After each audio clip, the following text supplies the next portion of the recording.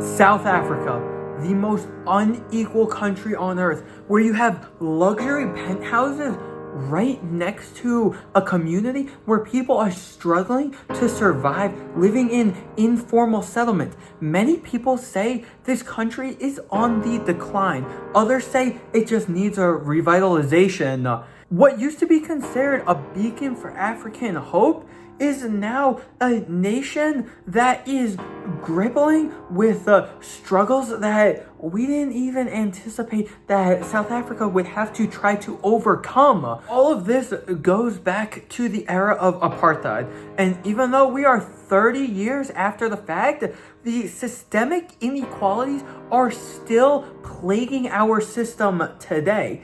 And there has been a lot of talk throughout the time about reparations for the Black community, Indian community, colored community, anyone who is not the white population that is still reaping the benefits. And the policy that I am going to be talking about is probably the most controversial act of the past decade, so much so that the United States is offering refugee status to white Afrikaners.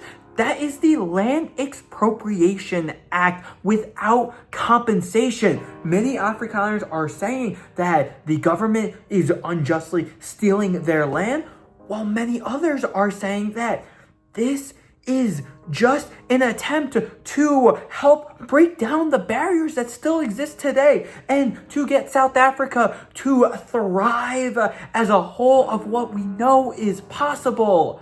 This study actually looks specifically at the lens of Afrikaners and seeing the sociological identity within that, seeing about just their social capital and what it means to actually have the privilege in society, and then also looking at is their own internal battle with their own identity, wanting to be proud of their history and what it means to be Afrikaans, and just struggling knowing that their ancestors who brought such hardships to this country.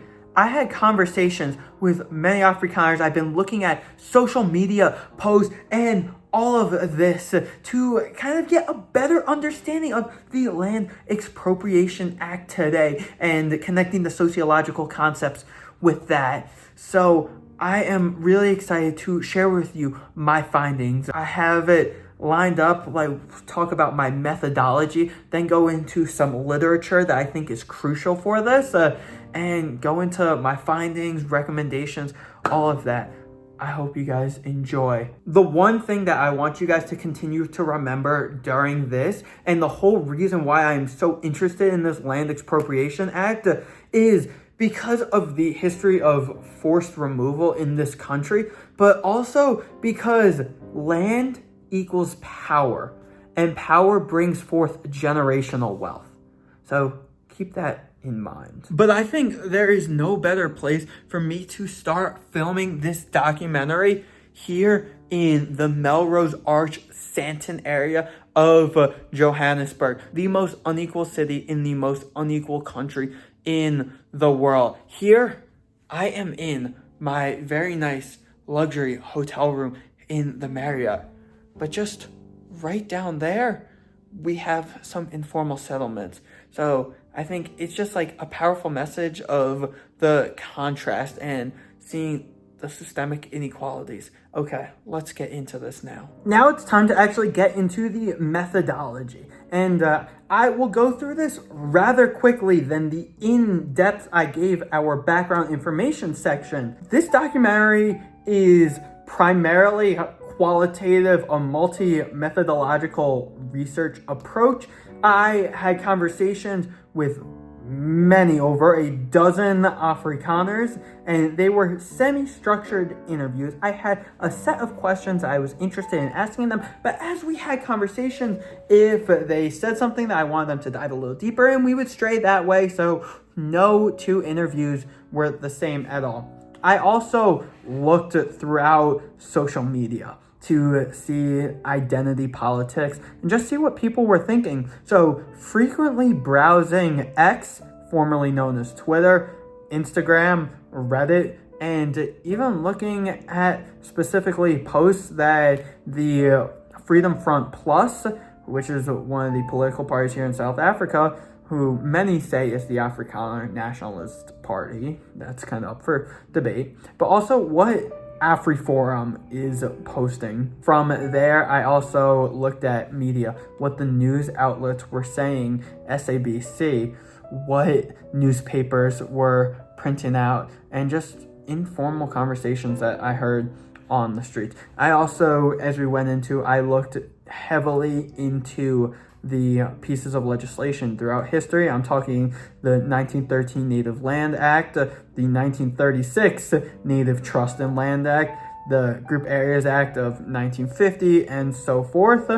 I also looked at the policy between the United States and South Africa today because of how much the current President Trump administration is coming into this. And then the final thing that I looked at was in depth at so much literature. We're going to get into the literature review next. To do a deep dive into the present, we must excavate the past. South Africa is not just gripping with inequality today and since the end of apartheid. It's a country that has been built on inequality and forced land removal since the Dutch colonial settlers came way over a century ago. So there's one enduring truth. Land has been taken and it has not been returned. We're going to go way back. The year was 1652, where Jan van Riebeeck arrived at the Cape of Good Hope under the Dutch East India Company, who was trying to circumnavigate Africa to get to India for the trade of spices and other goods. But this quickly turned from just a trading post to actually forced removal back then, specifically the indigenous Khoikhoi and San people who lived on this land for generations. The British later assumed control of this land in the 1800s, and they brought forth their own models of colonialism. Throughout the 19th century, you had British and Boer forces who continued to expand deeper and deeper into what is present-day South Africa. And they violently annexed the African kingdoms of the Xhosa, the Zulu, the Sotho, and Tswana. This land was seized. The Zulu actually put up an incredible fight. They actually at first were able to thwart the British entirely, but then they succumbed to that later. It wasn't until 1913 where the first formal piece of legislation came into effect, and that was the 1913 Native Land Act. And this barred Black South Africans, which at that time was 80% of the population. Yes, 80%. And they barred them from owning land in over 90% of the country. So how are you going to take 80% of the population and say, okay, you can only have land in these small 10%?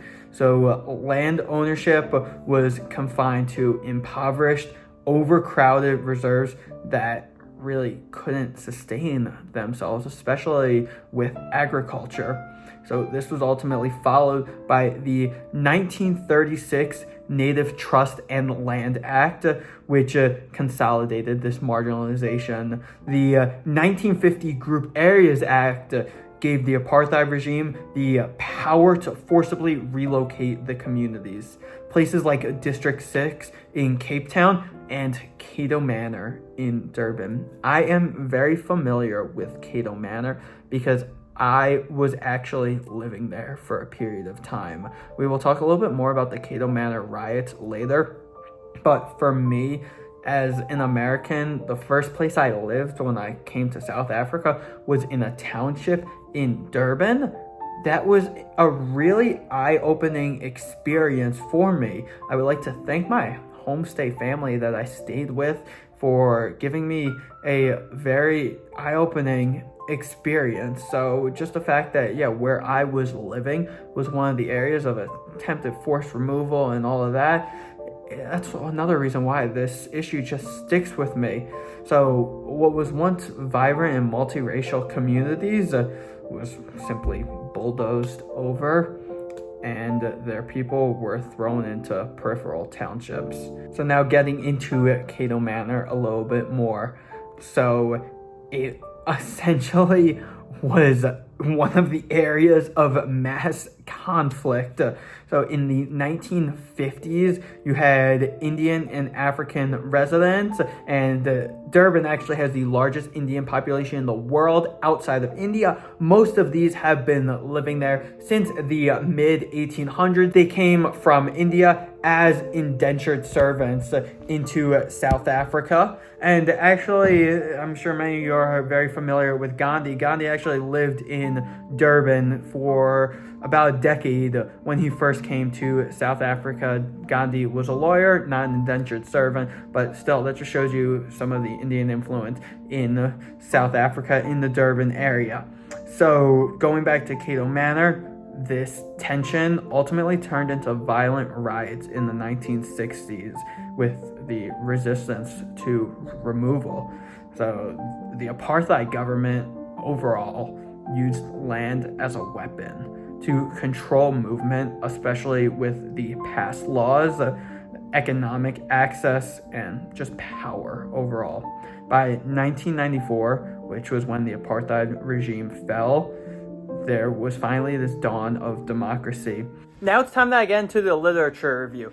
The very first source that I looked at was Whiteness, Racism, and Afrikaner Identity in Post-Apartheid South Africa by Cornel Verwey and Michael Quayle. And I wanted to look at this specifically before interviewing people so I could have an idea of potentially what I could come across when it comes to Afrikaner identity. So it showed me just how complex identity is since apartheid ended. And this study by Quayle looked at how Afrikaners interacted in everyday life.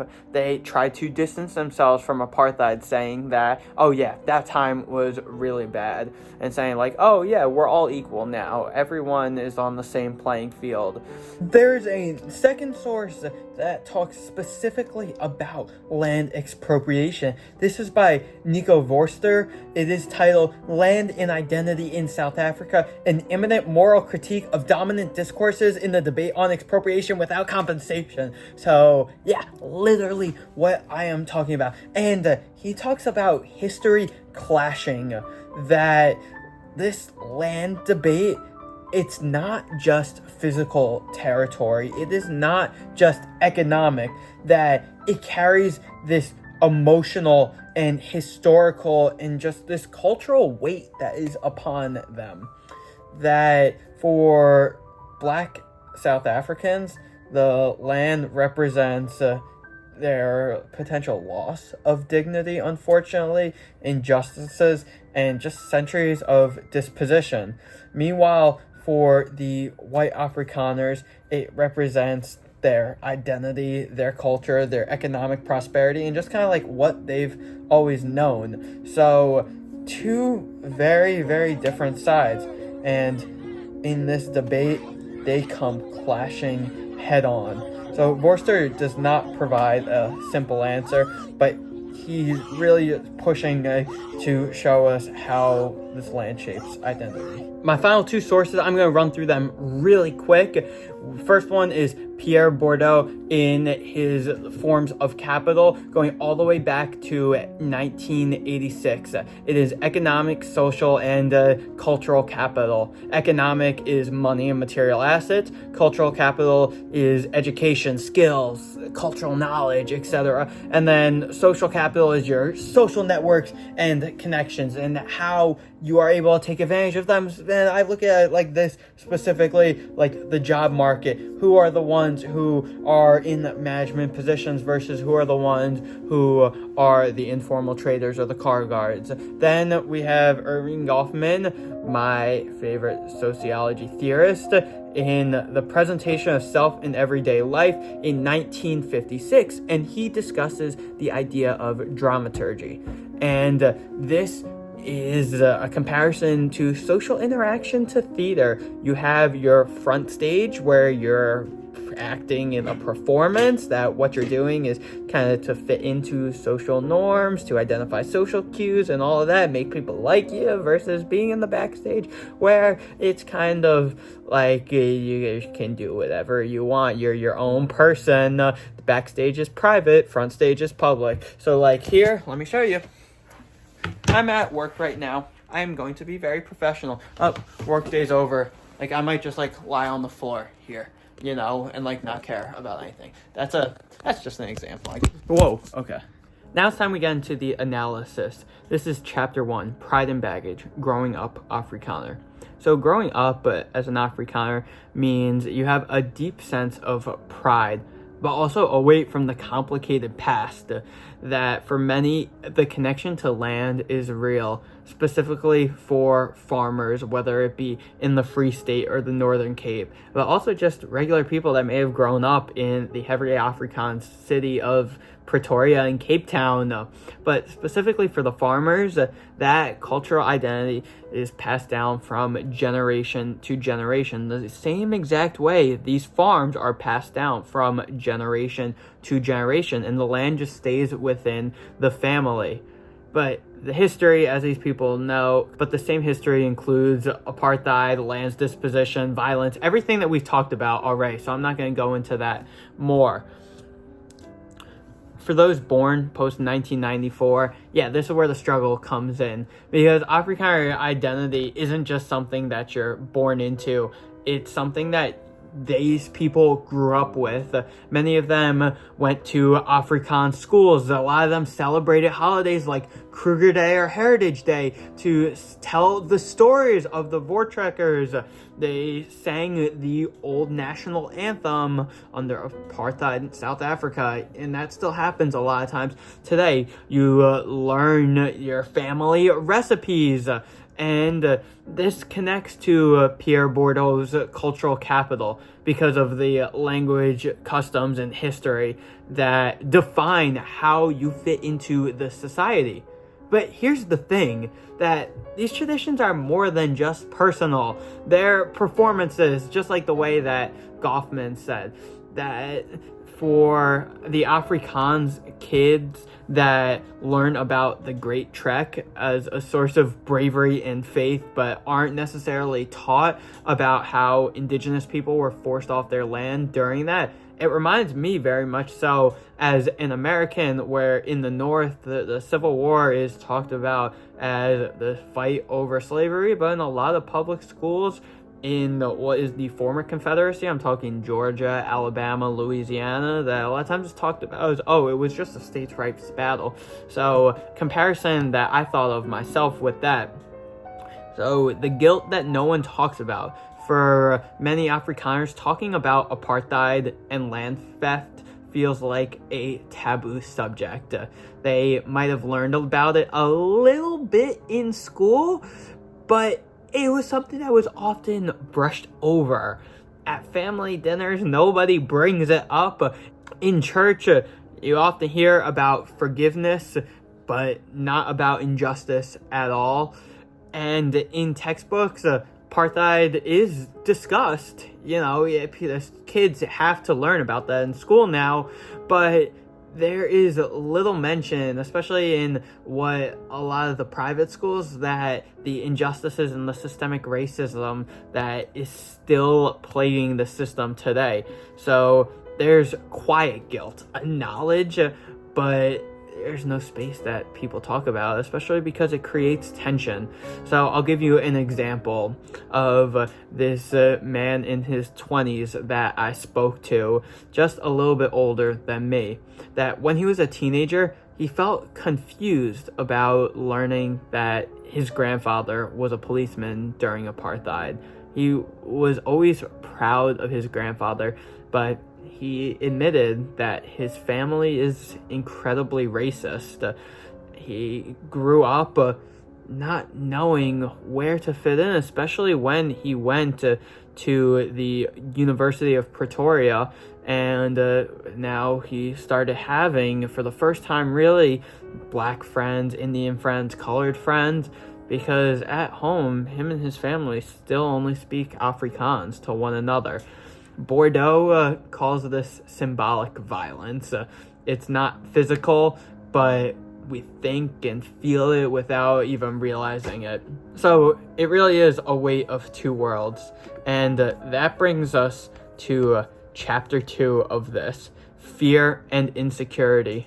What are the risks? The reason that I initially thought that the Land Expropriation Act was just being used as almost like a cultural weapon to try to preserve identity, that people weren't actually really scared about getting their land taken away. It was just a way for them to get angry at the current state of the country, the government, the ANC, the EFF, and so forth, is because of what I know about Orania, which I'll explain a little bit more shortly. In my interviews, of course, I asked the participants about their own individual experiences, but I knew because of small sample size, their own individual feelings towards all this won't represent the picture of a whole. So I tried to learn more about their community, what their friends, what their family is saying, what all the locals are. So that's where I got to these conclusions. So I didn't set out to study Orania. I have been familiar with this piece of South Africa for a long time. But it came up in multiple interviews, completely unprompted, that people talked about it. And the people I interviewed, nobody outright said like, oh, I love the idea of Orania. I had a few participants that were saying it is horrible that this is something that is even going on in the country, but it kept on coming up. So what is Orania? It is this Afrikaner-only community that is in the Northern Cape, right near the Free State. It is self-sufficient, basically farmers only, trying to live their own lifestyle. It was founded in 1991 during the end of apartheid, right as it was falling. Because it's privately owned land, they get to pick and choose who they want. You're not just going to be accepted to be able to live in this town because you're an Afrikaner. You have to be an Afrikaner in the way they want you to be an Afrikaner. So its core features, all white population, Afrikaans only schools and services. They have, believe it or not, their own currency, flag, their private infrastructure. They have manual labor that's performed by the residents themselves, as we already said, self-sufficient. And the residents there don't talk about it as exclusion or being racist. They talk about it as just strictly their cultural preservation. So why this actually matters to what we're talking about is that land reform is a national symbol.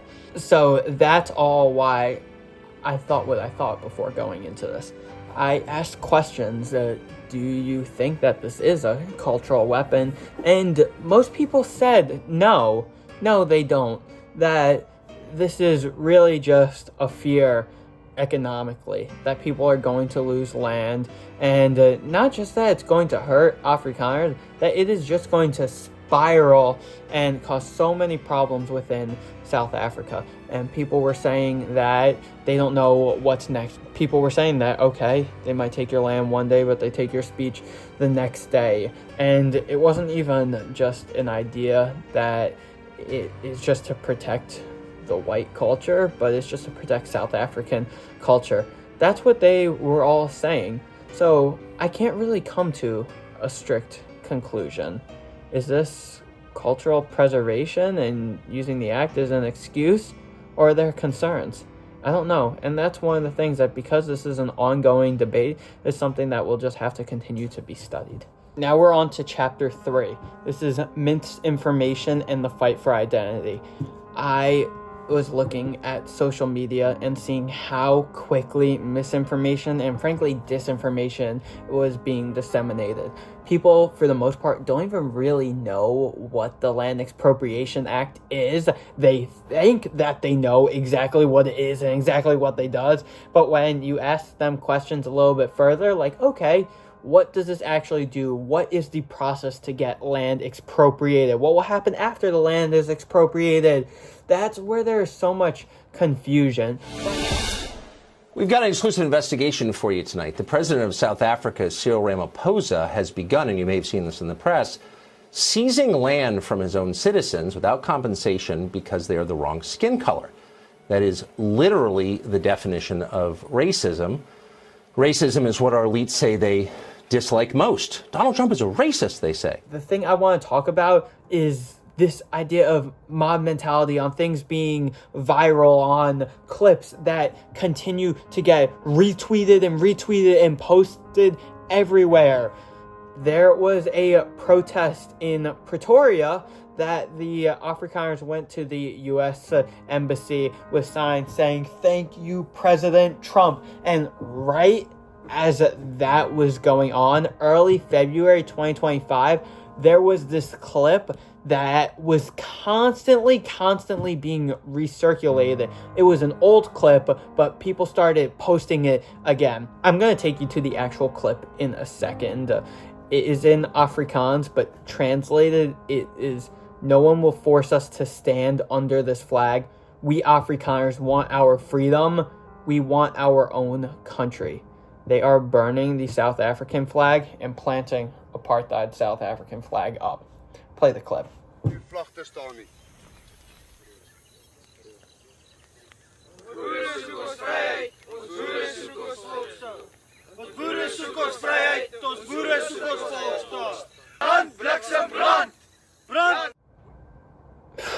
I know, right?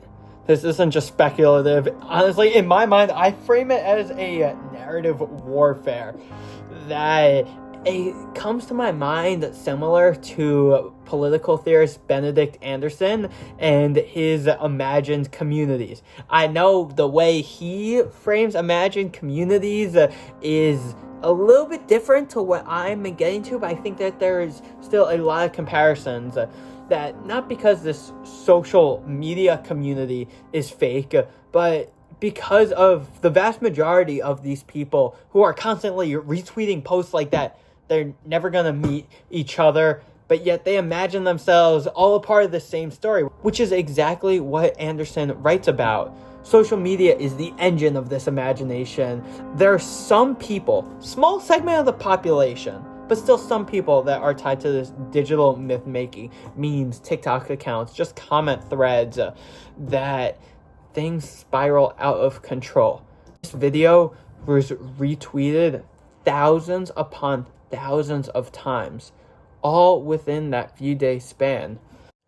Now it's time that we get into the recommendation section, and this isn't going to be as helpful as I would have liked my research to be, because I'll be honest, I really don't have the answers. I have thought about it, and I really can't come up with much, because this is an ongoing dialogue that needs a lot of future research to be continued.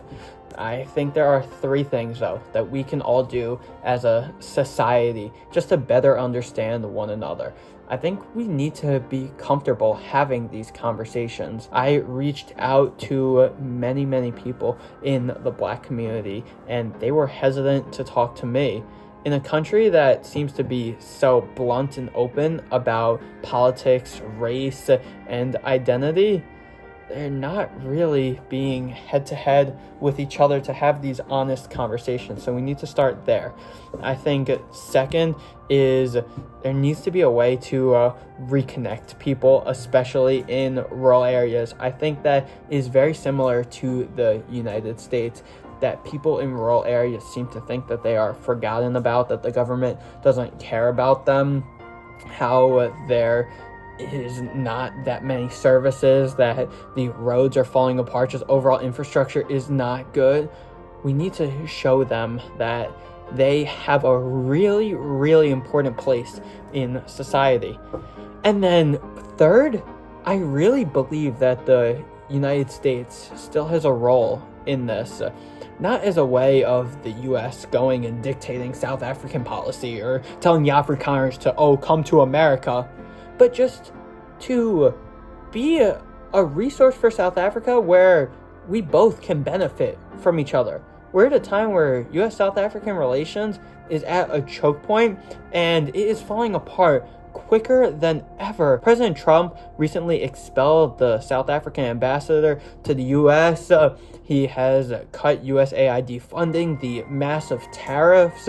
He now looks like maybe closing the United States consulate in Durban, which is the city that I am currently in right now. The United States just needs to be there when South Africa needs it, because there will be a time where the United States will need South Africa.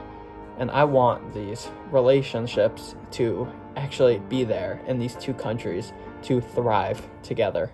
Now we're going to talk about limitations, my positionality, and future research. So limitations, I think the biggest one is that I was only conducting this research over a period of a month, and I have only been in this country for 3 months now. So there's a massive gap in just my understanding about history and identity and politics and all of that. I'll be honest, I didn't really know much about South Africa before coming here. I really didn't. I knew apartheid existed. I knew there were still systemic issues today. I didn't really know anything beyond that. The next limitation was my sample size. I only got to speak to about a dozen Afrikaners, and that's why instead of focusing on themselves, I try to learn more about the community so I can hear things as a whole. And then my last biggest limitation was just how hard it was for me to come into contact with the Black South Africans, that this act would benefit them, that they were hesitant to talk to me, and I mean, understandably so. I'm an American researcher that is coming to South Africa in a time where America is just seemingly as the bad guy across the world, and for many reasons, understandably so. But this takes me into my positionality. I do have my own biases. I do have my own ways of thinking, and that does impact the way I interpret data. That as an American, as much as I want to put that side of me away, and that many times I am embarrassed with what my country is doing nationally, that I'm still proud of the United States. That's my biggest bias that I have. But I've done my best to make sure that did not take anything away from my research. Now for future research, it's just to keep going with this. This is something that I am going to continue to study and look at. This isn't the end for me. This is only the beginning. I'm going to continue to speak in the future with my participants to learn about how things are progressing in the country. Even when I leave South Africa, I'm going to continue to interview more people. And because this is an issue of now, and it's not like it's just been taking place for decades plus, this is raw, rich data that we are really lacking in the research field. To sum it up really quickly, this is a debate that's not going anywhere anytime soon. There are so many injustices that still need to be corrected today, but it's important that we hear the narratives, the history, the perspectives from all sides. I am confident that South Africans will be able to work together, and then me as an American, that America and South Africa will be able to have tight relations once again in the future, despite what it's looking like right now. I'm continuing to research this. This is a project that isn't going anywhere for me. It's something that I have a passion for. So stay tuned for all of that.